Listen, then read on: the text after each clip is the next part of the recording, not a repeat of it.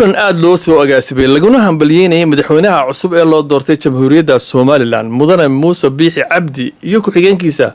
Cabdiraxmaan Ismaaciil Saylici ayaa waxa uu ka dhacay magaalada Cardiff. kulanka ayaa waxa ka soo qayb galay salaadiin iyo cuqaal iyo waxgarad. sidoo kale kulanka waxa soo buux dhaafiyay taageerayaashii xisbiga kulmiye ee magaalada Cardiff iyo nawaaxigeeda. kulankii sidoo u dhacayna waa halkan aynu hambaliyada uga direynay madaxweynaha cusub ee jamhuuriyadda Soomaaliland mudane Muuse Biixi Cabdi iyo ku-xigeenkiisa Cabdiraxmaan Ismaaciil Saylici oo jaaliyadda Soomaaliland ee Cardiff oo halkan dhamaantood isugu wadayeen mucaarad iyo muxaafidba aynu doonaynayno halkan hambaliyo qaali uga dirno xafladaas oo soo qaban qaabisay gudida laanta Cardiff ee xisbiga kulmiye. waxaan runtii aad ugu mahadda koowaad waxa iska leeyahay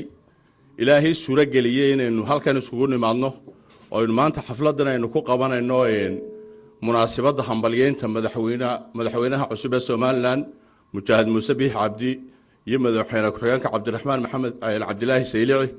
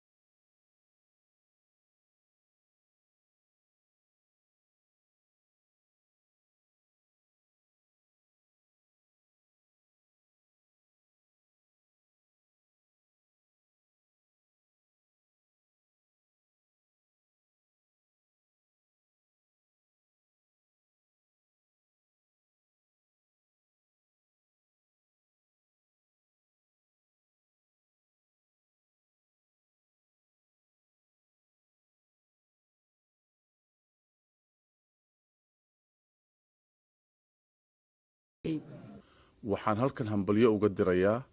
shacabkii jamhuuriyadda Soomaaliland ee galay doorashadii 13 bishan ee indhaha caalamka soo jiidatay ee lagu doortay Muuse Biixi Cabdi iyo mudane Cabdiraxmaan Saylici. xaqiiqda dhabta waa habeen khayr la weeye habeen aad iyo aad loogu farxo weeye inagoo caawa halkan iskugu nimid oo ah inaynu ka hadalno wixii dalkeena ka dhacay oo wax aad loogu farxaa marka waxa weeye anigu dhawaan baan ka imid dalkii iminka 2 wiig baan joogay wixii campaign ay socday iyo wixii hawle socotayba waan ogaa horta xaqiiqda dhabta waxa weeye sidii wax u socdeen adduunyada iyo gudahaba waxa la filayay inay wax dhibaato ay dhacaan yani waa xaqiiqda dhabta laakiin ilaahay kama dhigin waxay noqotay inay nabadgeliyo iyo wanaag inoogu dhacdo. hambaliyadii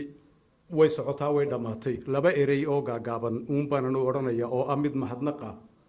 iyo mid ducaa caawa ducaa maalinka maanta ayay nala gudboon madaxda waa loo duceeyaa culimadii waxay oran jirtay Allahumma ij'al wulata umurina khiyarana ولا تجعلهم شرارنا marka madaxda sidaas oo lagu duceeyaa anna waxaan leeyahay madaxweynaha cusub iyo madaxweyne ku-xigeenkiisa ilaahay wadada toosan haydin tuso ilaahay xaq haydin maalinkan maanta waafajiyo ummadda madaxda u tihiin u xaq soora waxa aan maalinkan maanta ku dardaaraya ina ay doorashadii dhamaatay oo si wanaagsan bay inoogu dhacday iyagina waa madax maanta dawladda ay soo dhisayaan ina ay noqoto dawlad maalinkan maanta waxtar. Cabdiraxmaan Shaqale TV-ga qaranka Soomaaliland Cardiff.